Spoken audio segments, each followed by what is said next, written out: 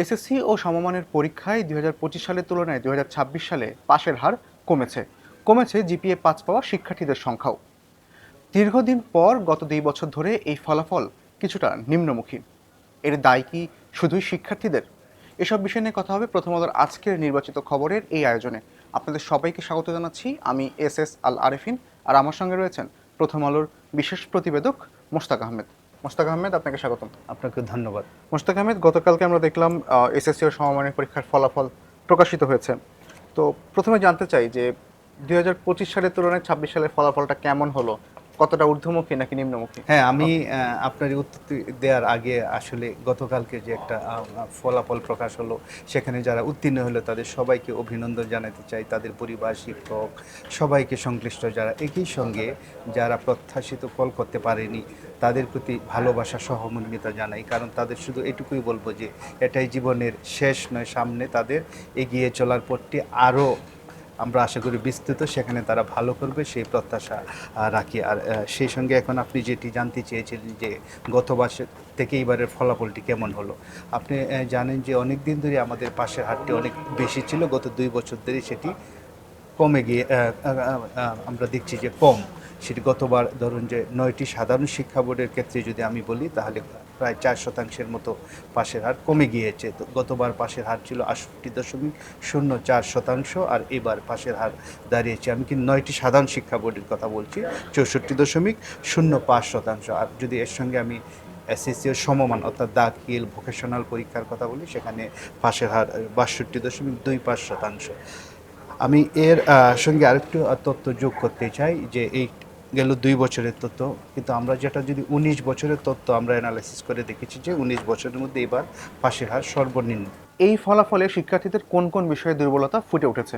বিষয়ভিত্তিক যে আমরা বিশ্লেষণটি করতে গিয়ে দেখেছি যে আসলে চিরাচরিত কয়েকটি যে কঠিন সাবজেক্ট বলে পরিচিত ইংরেজি, গণিত, সেই বিষয়গুলোতে এবারে বাচ্চারা খুব বেশি খারাপ করেছে। কয়েকটি বোর্ডে দেখা গেল, ইংরেজির ক্ষেত্রে যদি বলি, শুধু একটি বোর্ড, কুমিল্লা বোর্ড বাদে বাকি 8টি বোর্ডে পাশের হার 80%-এর নিচে নেমে গিয়েছে। আপনি জানেন যে এই দুটি বিষয়ই বাধ্যতামূলক, তো ফলে এই বিষয়গুলো খারাপ করার অর্থ হলো যে এটা সার্বিক ফলাফলের উপরে প্রভাব পড়ে, যেটা এবার আমরা দেখতে পেয়েছি। আরেকটি বিষয় দেখেছি যে গ্রুপ ভিত্তিক যদি রেজাল্ট হিসাব করি, মানবিকের বাচ্চারা এবার খারাপ করেছে, তো সেটারও একটা প্রভাব সার্বিক ফলাফলের উপর পড়েছে।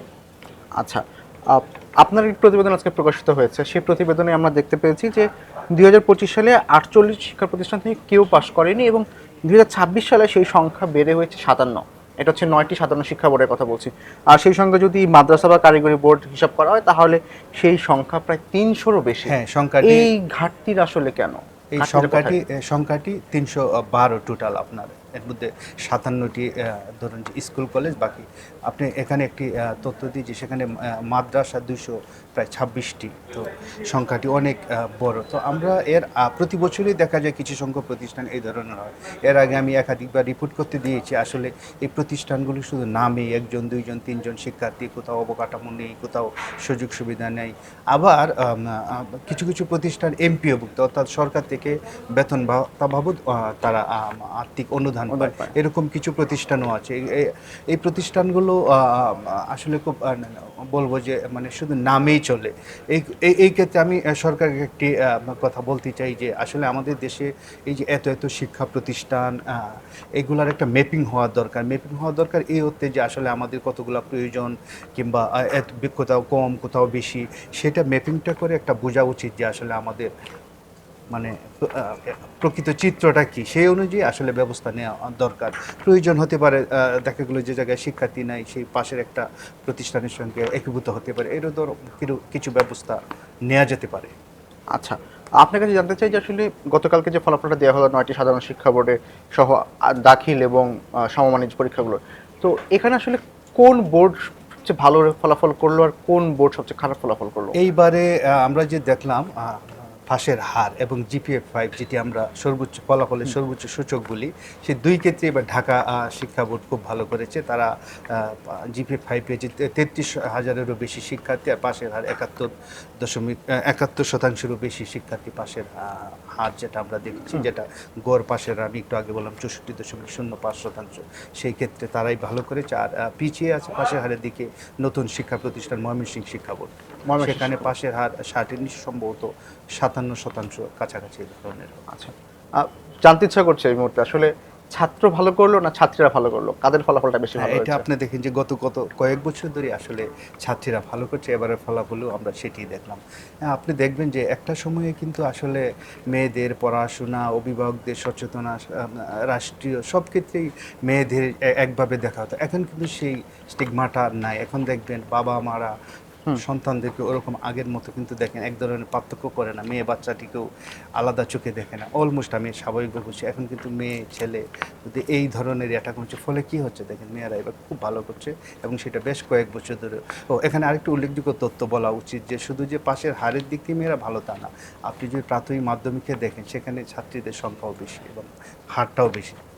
আচ্ছা, মোস্তাক আহমেদ, আপনি তো দীর্ঘদিন ধরে দেশের শিক্ষা ব্যবস্থা নিয়ে রিপোর্টিং করছেন, তো এই যে এবার যে ফলাফল, এই ফলাফলের দায় কি শুধুই শিক্ষার্থীদের? একেবারেই না।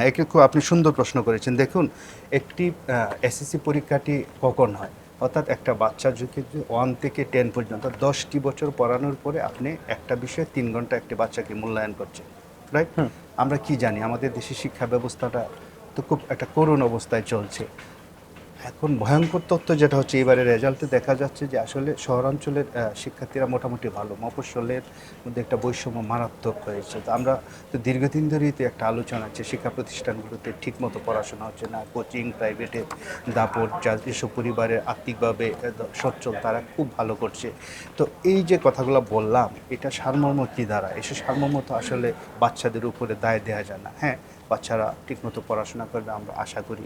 এক একটা বাচ্চার সঙ্গে কিন্তু এক একটা পরিবারের স্বপ্ন জড়িত থাকে। আপনি জানেন যে এক একটা পরিবার চায় যে তার বাচ্চাটা কেন স্কুলে যায়, সে জানে সে ভালো করবে, আশা করে ভালো করবে, কিন্তু ভালোটা করতে পারেনি। এই দায় আসলে শুধু বাচ্চার দিলে হবে না, এই দায় আসলে আমি প্রথমেই দিব পুরো শিক্ষা বিভাগে, রাষ্ট্রকে দিব, শিক্ষক, অভিভাবক সবাইকে মিলে এই দায়টা নিতে হবে। কারণ কোনোভাবেই এই বাচ্চাদের উপরে দায়টা দেওয়া হচ্ছে। এখানে আমি আরেকটা কথা বলতে চাই, যারা প্রত্যাশিত ফল করতে পারেনি, আমি আবার শুরুর দিকে যে কথাটি বলছিলাম, এই জন্যই বাচ্চাদেরকে কোনোভাবেই দায় দেওয়া যাবে না। এই দায়টা আমাদের সবাইকে নিতে হবে, এবং সেই দায়টা নিয়ে ওদের কীভাবে সামনের দিকে এগিয়ে নেওয়া যায় সেই ব্যবস্থাটি করতে হবে। আচ্ছা, এই বছর যারা পাশ করলেন, তারা তো মনে হয় একরকম প্রতিকূলতার মধ্যে দিয়ে তারা তাদের শিক্ষা জীবনটাকে খুবই, শুধু তাই না, দেখেন এই যে আপনি জানেন যে নবম দশম শ্রেণীর পড়াশোনার ভিত্তিতেই কিন্তু দীর্ঘদিন ধরে এসএসসি পরীক্ষাটি হতো। তো আপনি জানেন যে 24 সালে নতুন কারিকুলাম একটি চলছিল, একটা দীর্ঘদিন চলার পর হঠাৎ করে এই কারিকুলামটি বাদ দেওয়া হলো। তো ফলে এই যে এইবার যারা পরীক্ষা দিল, তারা কিন্তু আসলে 2টা শিক্ষাক্রমের আলোকে পরীক্ষা দিল। 2টার সময় পরীক্ষা দিল বলবো না, মানে তারা প্রথমে কিছুদিন তারা এক নতুন কারিকুলামে পড়লো, তারপর সেটা বাদ দেওয়া হলো, তারপর তাদের পুরনো কারিকুলাম অনুযায়ী তাদেরকে আবার পরীক্ষা দিতে হলো। সেক্ষেত্রে তাদের আসলে বলতে গেলে 1 বছরের শিক্ষাক্রম ভিত্তিতে যতটুকু ঘাটতি পূরণ করা যায় সেটা পূরণের ভিত্তিতে তারা পরীক্ষা নতুন কারিকুলামে ক্লাস 9 এ পড়লো, আবার পুরাতন কারিকুলামে এসে ক্লাস 10 এ পড়ছে। এক্স্যাক্টলি। তার মানে তারা কিন্তু এখানে একটা শিক্ষণ ঘাটতির ঘেপ আছে বলে আমাকে আজকে সকালেই সাবেক একজন পরীক্ষা নিয়ন্ত্রক বললেন এই বিষয়টি, যে আসলে ওই বাচ্চাগুলো তো সত্যি তাদের তো শিক্ষণ ঘাটতিও একটা রয়ে গেছে। তো সেই জন্যই বলবো যে আসলে পড়াশোনা, পরীক্ষা এগুলো তো থাকবেই, পরীক্ষা তো একদম সর্বশেষ ধাপ। সেই জন্য আমার পরামর্শটি থাকবে যে একটা বাচ্চা আসলে তার স্কুল, শিক্ষা প্রতিষ্ঠান, মাদ্রাসা, যে কারিগরি যাই বলুন না কেন, তার স্কুল পর্যায়ে সে পড়াশোনাটা ঠিকমতো তার শিক্ষণটা হচ্ছে কিনা, শিক্ষণ ফলটা অর্জন হচ্ছে কিনা, সেখানেই আমাদের জোরটা দেওয়া উচিত। মোস্তাক আহমেদ, এই যে 19 বছরের মধ্যে সর্বনিম্ন ফলাফল আপনি জানালেন আমাদেরকে, সরকারের পক্ষ থেকে এটা কিভাবে দেখা হচ্ছে? সরকার গতকাল শিক্ষা মন্ত্রণালয়ে যে আয়োজিত অনুষ্ঠানে সরকারের পক্ষ থেকে যেটি তারা এই ফলাফলটিকে খারাপ বলতে চায় না, বরঞ্চ শিক্ষামন্ত্রী বলেন একটি সুন্দর ফল হয়েছে। তিনি একটি কথা বলেছেন যে মন খুলে গান গাওয়া যায় কিন্তু পরীক্ষার খাতায় নম্বর দেওয়া যায় না। অর্থাৎ উনি বোঝাতে চাচ্ছেন যে যা পড়াশোনা যা হয়েছে, পরীক্ষায় যা লিখেছে তা সেই ভিত্তিতেই ফলাফলটা হয়েছে, এবং সেটাকে তারা সুন্দর ফলাফল বলছে। মোস্তাক আহমেদ, অসংখ্য ধন্যবাদ আজকে আমাদেরকে সময় দেওয়ার জন্য। আপনাকেও ধন্যবাদ। দর্শক, আমরা তখন কথা বলছিলাম এসএসসি ও সমমানের পরীক্ষার ফলাফল নিয়ে।